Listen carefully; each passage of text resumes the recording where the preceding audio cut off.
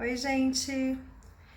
Então, tem uma comédia romântica dos anos 90 que é com a Julia Roberts e com o Richard Gere e não é Uma Linda Mulher, é outra, aquele Noivo em Fuga. E que particularmente não está entre os meus filmes preferidos, mas tem uma metáfora que eu acho interessante e eu vou falar dela para vocês hoje. Na verdade, o filme já começa de um jeito interessante, porque começa com essa mulher vestida de noiva, fugindo a cavalo, né, do próprio casamento. Ela acabou de abandonar um noivo no altar. Isso já dá uma quebrada naquele imaginário de que o casamento é a grande realização feminina. Mas como assim uma mulher tá fugindo do casamento, né? A gente vê isso até hoje, através de brincadeiras e xistes que as pessoas fazem. Por exemplo, aqueles bonequinhos, né, de topo de bolo, vocês já viram?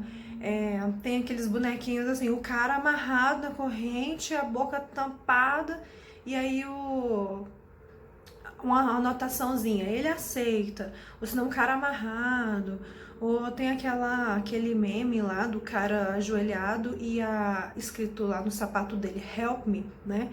Então, assim, o coitado está lá casando, pobrezinho, né? Forçado, e a mulher está se realizando. E aí, a gente tem a notícia do filme que esse é o terceiro noivo que ela abandona. Nossa, que mulher que é essa que abandona 3 noivos no altar? Tantas mulheres queriam um noivo, como ela abandona 3 noivos?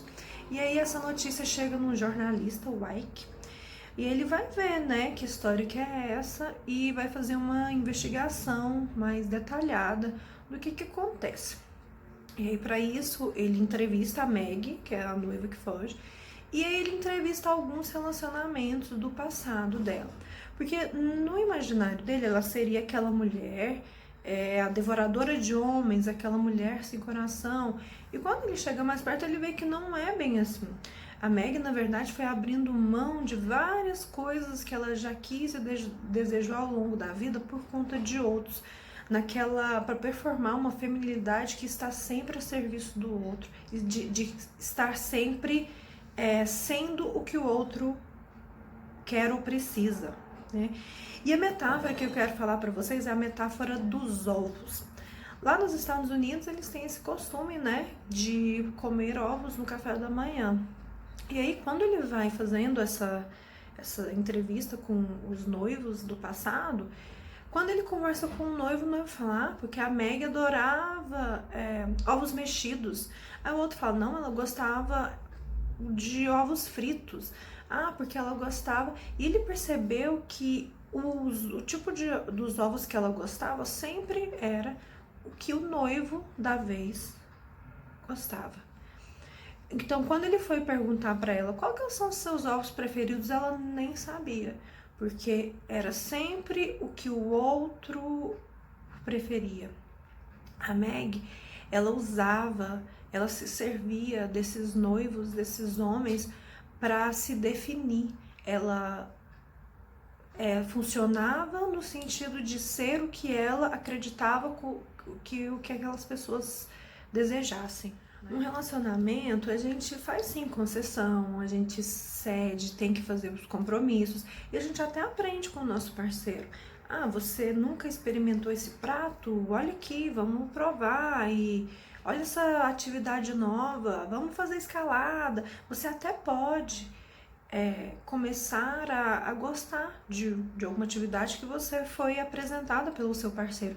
Só que isso é diferente de você se fundir ao outro e de você não conseguir nem distinguir o que é seu, o que era do outro.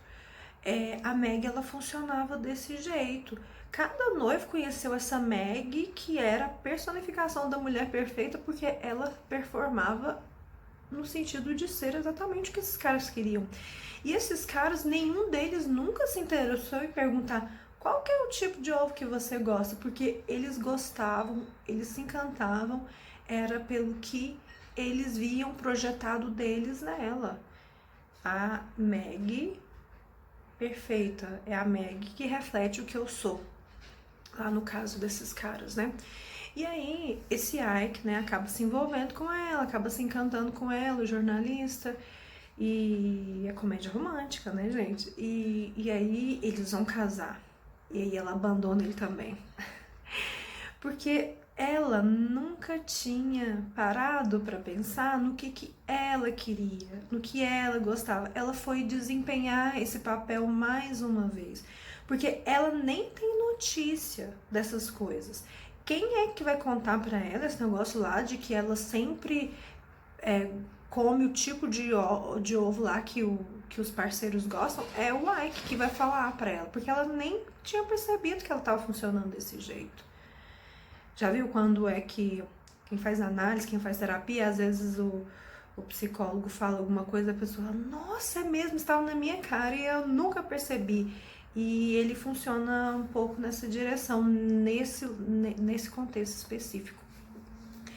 E aí o que ela faz? Aí tem uma cena que é muito interessante, que ela coloca assim na mesa todos os tipos de ovos.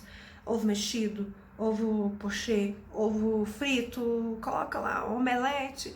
E aí ela sai provando todos, porque aí ela vai ver qual que é que ela gosta. É uma metáfora desse autoconhecimento. Porque parece uma coisa boba, né? Nossa, mas esse negócio de falar de ovo, falar de comida, mas isso aí é uma coisa pequena que se reflete em tantas outras, nos seus valores, nas suas crenças, no jeito como você se conduz na vida, né? Amizades, profissão, como é que é, né? Você tá sempre nessa de querer desempenhar um papel do que você acha que esse outro quer? Imagina, né? O negócio que é. E aí quando ela conseguiu se aproximar mais do que dessa versão dela, né, que tinha mais a ver com a essência do quem ela era, né? Aí ela até conseguiu casar. Porque aí ela conseguiu falar, porque aí no final eles casam. Mas eu acho importante falar que esse é um dos desfechos possíveis. É que esse negócio de felizes para sempre, o felizes para sempre não tem que ser com um casamento. O casamento é uma das alternativas. Pode ser com casamento? Pode. Mas pode ser sem casamento, pode ser com alguém, pode ser sem esse alguém. Mas foi aí que ela conseguiu falar, olha, eu não quero um casamento com muitas pessoas, eu quero casar só a gente.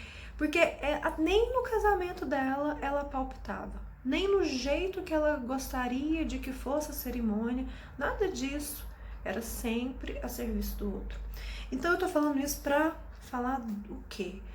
Você sabe o jeito que você gosta dos seus ovos, do que você gosta, o que tem a ver com você, o que é seu, o que é do outro, desse diferente, desse estrangeiro a você, o que é diverso, porque aí mora muito da graça, muito do que é interessante. Imagina essa pessoa que não tem opinião, a pessoa que não sabe o que quer, a pessoa que não sabe se toma suco de laranja ou de limão, é uma coisa que com o tempo vai ficando muito até pesado, porque esse negócio de ficar tomando decisão sempre pelo outro é um negócio que vai pesando, é desinteressante. Então você entra nessa de, peraí, vou funcionar no sentido de ser essa pessoa ideal. E essa pessoa ideal, primeiro, que nem existe, segundo, que, nossa, gente, é menos interessante do que se imagina, né? Então, para quem não viu, fica a dica da comédia romântica, é leve e termina, né, como comédia romântica, só que eu acho que é válida por causa da metáfora dos ovos. Um abraço.